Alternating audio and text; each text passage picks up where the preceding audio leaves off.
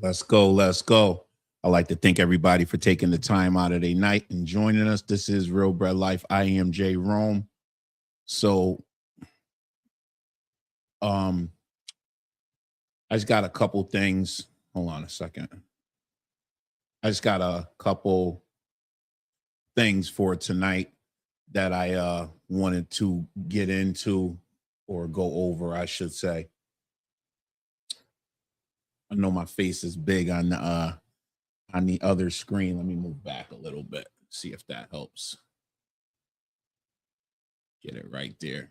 Okay, so um what was I gonna say? Okay, so what I wanted to get into was I had a somebody had got at me and asked me about route analysis and some of the things to look for and like a checklist. And I had talked about this before. This was, I mean, we talk about it all the time. Let me just say it like that. And in past videos, I had talked about um doing your due diligence, right? Or just, just making sure you um check all the boxes before you get into a route, commit to a route, or marry a route is what I always say, because once you sign on the dotted line, it's yours. And just in recent months, we've had some people that um walked away. Um and just, I never ever want to see anybody not succeed. And so for that reason, I just wanted to get back into going over a few of the things you could look for or some of the things that may help you while you're looking into a route or just getting started, I should say, if that makes any sense. So we'll start with just a few of the things that you can have on your to-do list or your checklist, however you want to look at it, as far as when you start to look at a route. So to get this out the way, where you can find us is at Real Bread League on that's the .com. Facebook is RBL Jug. The group is Real Bread League. Instagram is Real Bread Life. And the TikTok is Real Bread League. Everywhere else, if you look up Real Bread Life, we will pop up. You see a picture of me, you'll see the RBL circle with Real Bread Life in it. And, just follow the prompts and go from there. So we'll start with a couple of things on the checklist. The first thing is going to be the financial analysis or the financial breakdown. And this is what's very important when you do your financial analysis. You want to get at least 3 years. You could do 3 to 5 of the last financials, meaning the tax returns on that route. You don't have to ask for the personal finances, but you want to see the returns. What did they actually do, if possible? And everyone does it differently, especially with this being an independent business. So you want to look for at least 24 months of consistent cash flow in that business, in that route that you're looking at. You want to review the seasonal sales variations in that route. Analyze the profit margins by product. A lot of people look at the totality of the numbers in the route. You want to look at the differences in each of the products that you're going to be selling. When I say that, it's because there's some routes that are just say, for instance, a Thomas route, and it may be a Thomas and an Arnold route. Some of them are just for me, I'm saying in the company that we deal with, Pepperidge Farm, and Flowers, and those are a little bit different in Martin's.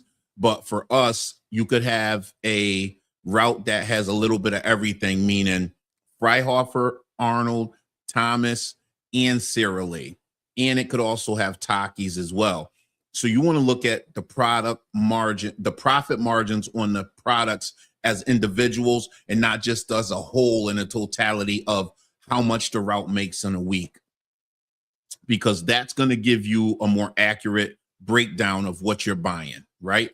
So operating expenses, you're going to look at the truck, you're going to look at the fuel cost, you want to look at the mileage, how many stops are on that route, what is the distance in between stops, and where is the sales center or the depot located, because that's going to factor into your everyday travel between you and getting to the product and loading it and getting it out and moving the product around, right? The vehicle maintenance, meaning what is the truck history like, if it's even included in the route, or you have to purchase a truck. If you have a truck and you're already in a vending or a delivery type business and you're just going to be transitioning to a different product, and that may help you. Insurance, liability insurance, the vehicle insurance, because as an independent business, when you get into delivering bread, you have to get that blanket $1 million policy, and that's something you have to look at. And you may be, I don't know everybody's business, so you may already be an insurance risk and not even know it as far as it relates to this business. So you got to think about your franchise fees. You want to think about as it relates to the note on the route. If you're getting a note, some people buy outright. So if you're getting it as a investment and you're going to have someone work, you want to think about how you're going to pay the employees. Are you 1099 in them? Do you have enough more employees to where you're going to have payroll? So those are some of the things you want to be looking at on a whole. So just, I just wanted to get that part out there as well. And that's just some of the stuff on the financial breakdown that you want to start, because you want to start there first, because that's one of the most important things. And then you want to get into the route analysis or the route breakdown, I would say. All right. So when you start looking at the breakdown, you want to figure out, again, like I was saying, how many stops, where they're located. I don't know what part of the country you may be in. It's all different. More in the Southern and the Midwest, of course, it's more dense. So it's more spread out and there's a lot more area to cover. From what I've learned from just talking with people in Colorado, the Floridas, the Carolinas. So some of the routes are spread out. And even up here, I know some guys that they go some distance when they're covering their routes. So you want to look at the payment history, the purchase history, as far as even with the customers, how are they with their payments? Some stops or some customers have that lag if they're going through a service. And I'll give you an example. Up here, we have a distributor. It's called Bazzuto's. And some of the stops, the IGA supermarkets, are serviced through them. And they do the purchasing. They purchase through them. So the bookkeeping, or I should say, the settlements are ran through them. And sometimes there's a delay in the payments. What usually happens for us is if there's a delay in payment, they end up being put on the COD list, and it's good and it's bad. I'll get into that in a little while, but so you want to have that risk assessment of who's a good customer, bad customer, and who's a risk. You don't want to go into a business that's dealing in hundreds of thousands of dollars and you have risks already before you even start that are foreseeable, that you can see. All right. There's always going to be some level of risk in the business, but if you can see them, you don't want to really deal with those, Look at the long-term contracts, some of your box stores and some of your chain stores, your Costco, BJ's, Walmart, of course. Those are the main heavy hitters that are always a plus. In the South, the Publix, the Piggly Wigglies, those are Wegmans. You're going to always be more comfortable with stores like that, because they're not going anywhere as far as I know. So, and all these things, like those are the ones that kind of are identifiable, and I could be missing some depending on where you're located and where you are from. So don't hold me to that those are the only ones. There are some others. Okay. So, and you also, when you're looking at a route, you want to identify who you're competing with. I talked about the dense areas and some of the more populated areas. It goes both ways. who's out there with you, how good are they, how strong are their routes, the routes you're competing with. And for me, there's a couple of routes, there's a couple of vendors in the areas where I'm at that I say this, I've been saying this for a couple of years, they're terrible. And some of my favorite people. Um, I would even give the guy a Christmas present or a card for the holidays, but I don't see him, so I can't give him one. That's how I know it sounds funny, but my favorite guy, man, that I never see. My favorite guy that I never see. And he keeps the food on the table for me and a bunch of other guys. And those of you out there that are around me watching this, you know who I'm talking about. You know, so also with that being said, you want to look at new customer acquisition potential. What's in the area? Is there things going to be opening up? Are there some customers that you can go out and recruit and look for? There's always new business. All right. So, you know, that's just some of the another one of the things when it comes to customer and the route analysis. All right. Operational requirements, like I was talking about earlier, the truck, what type of truck, how big, how small, where are you located? Again, I have a video on YouTube that talks about the city, meaning New York City, where the box trucks are hard to get around and move through. So they use Sprinter vans. And, you know, that is a real thing. And in some other areas, some people use trailers. I don't personally, and I don't know many that do. I think I've only ever seen in my state a couple guys with the trailers, but trailers and Sprinter vans, they hollow out the Sprinter vans and they customize them to deliver bread, and it works. So when you're looking at a route, see if that truck's included. That might be one of the biggest pluses to the route. I've seen routes being sold with relatively new trucks, and I've seen some being sold with trucks that could have just been not even included in the sale. But depending on where you're at and what stage of the game you're getting in on, you may take that truck and it may be beneficial. If you can get a good 60 to 70,000 miles out of a truck to get you to the next level, that might be the thing for you. Okay. And then you're going to think about the replacement timeline that you have on getting a new truck. Look at the relationships with the distributor as far as the company and why are they selling this route? Why is it being sold? Was it taken? Was it left? Was it just doing terrible? Was the person just getting older and couldn't keep up anymore? Did someone happen to pass away and the family acquired it and they just don't want to do it? And you have an opportunity, and it may be just that. And I say that because I know how that has happened since I've been doing this just like that. I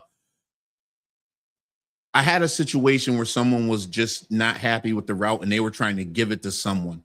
You can, but there's a process in that. And once you sign, it's a responsibility to service the stores, and you have to. It's like buying a house. You're buying a business. So you buy that business and you have to fulfill the contract that you agreed to. If you don't, then there's a process that's in place. So just check and make sure you have all the information. Don't let someone sell you a dream about selling you a route and they don't even own it anymore. That's one of the biggest things. Don't exchange money till you talk to someone from the company that you're trying to partner with, whether it's Flowers, Beambo, or Pepperidge Farm, Martin's, which is in our area as well. And there may be others. Anybody selling a business, check with who they're buying the bread from. If it's one of those businesses where they're partnered with a major, because the major has the last say. They cannot do business with you without the okay from that major company. Okay. And that brings us to the legal part of the due diligence checklist. So you want to check and make sure that all the paperwork is in order, that it's even able to be sold. Again, I say this because some people have their routes repossessed, and there's no other fancy way to say it. The route gets repossessed for lack of payment, for breaches, and just not following through on the contract. So you want to make sure that they're able to even sell it.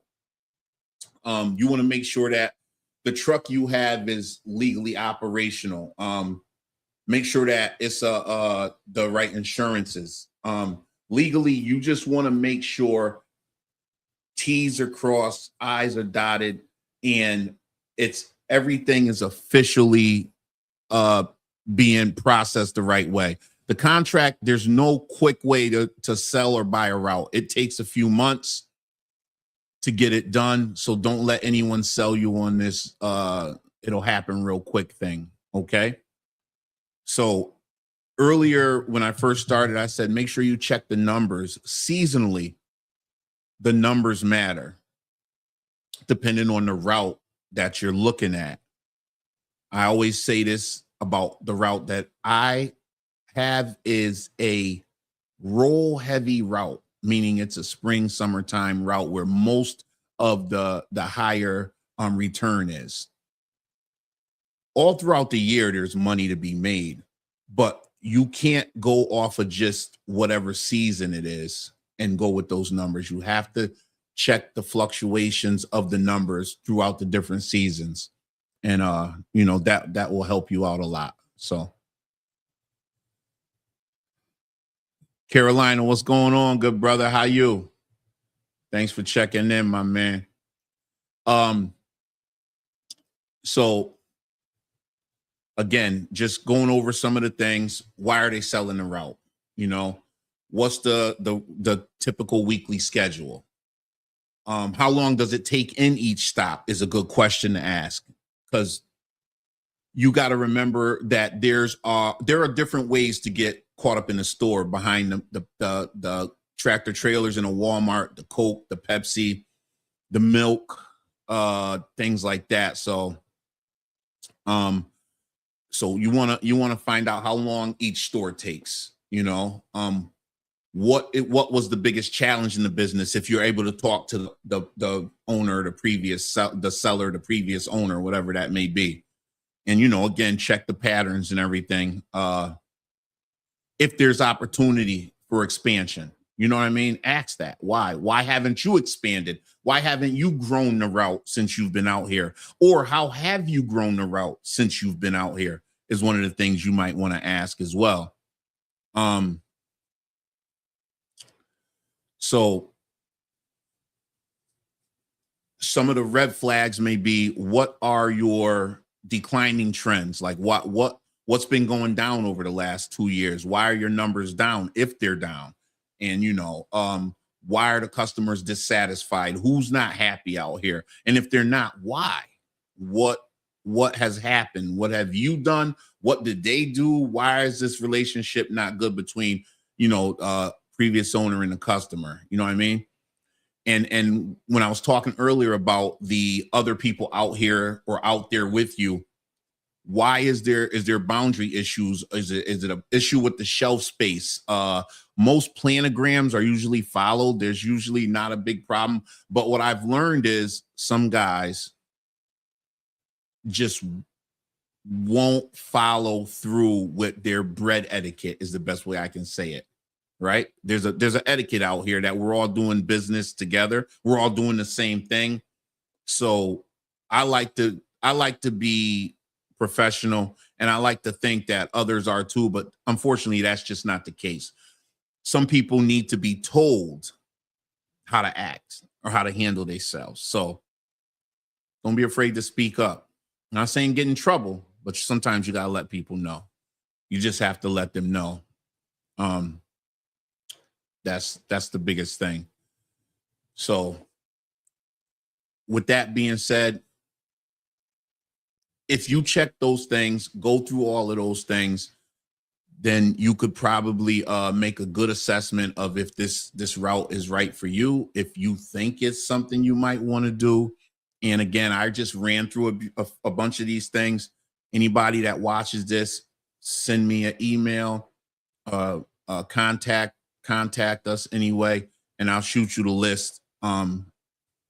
Nice checklist for you to go over and look at.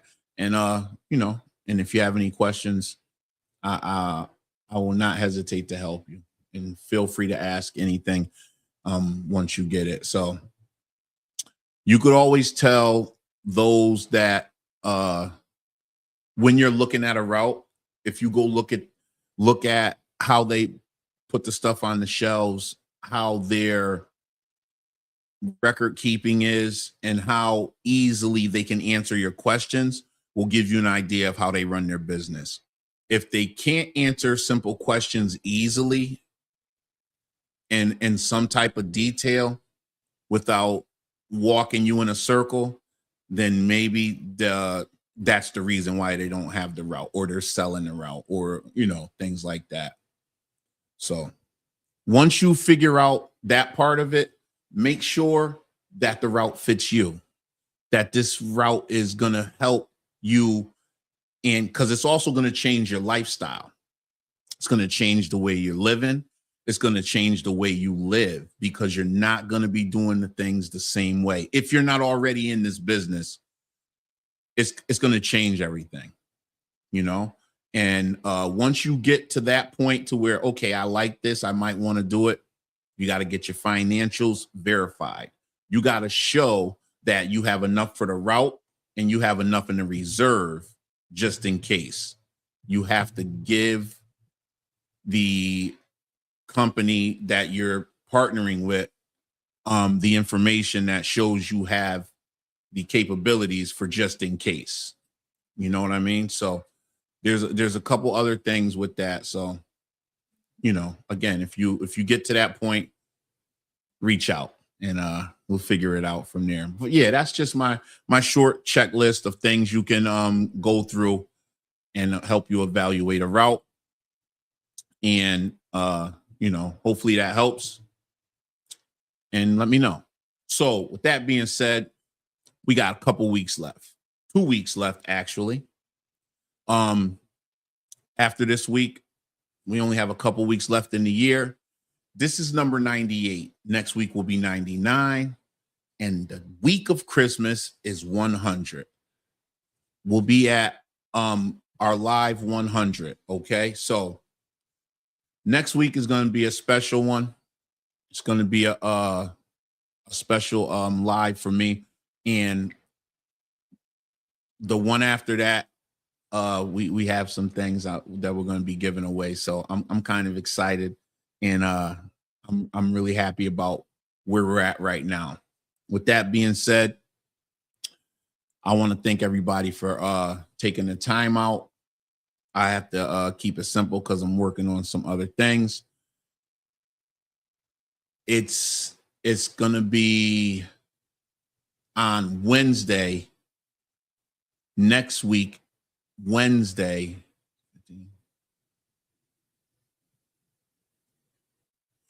is going to be live. Next Wednesday, the 17th, is going to be live at 5:15. But I'm going to put it on Facebook. I'm going to put it on the channel. I'm going to put it in the community. I'm going to put, everyone will know, for those that watch and check in. So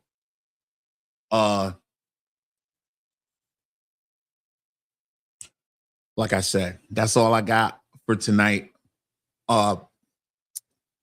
Instagram, Facebook, TikTok, YouTube, and Twitch. Still trying to figure the Twitch out. And again, I'm going to get there. But I want to thank everybody for taking the time out. RBL on everything. That's all I got for now. Stay blessed and keep stacking.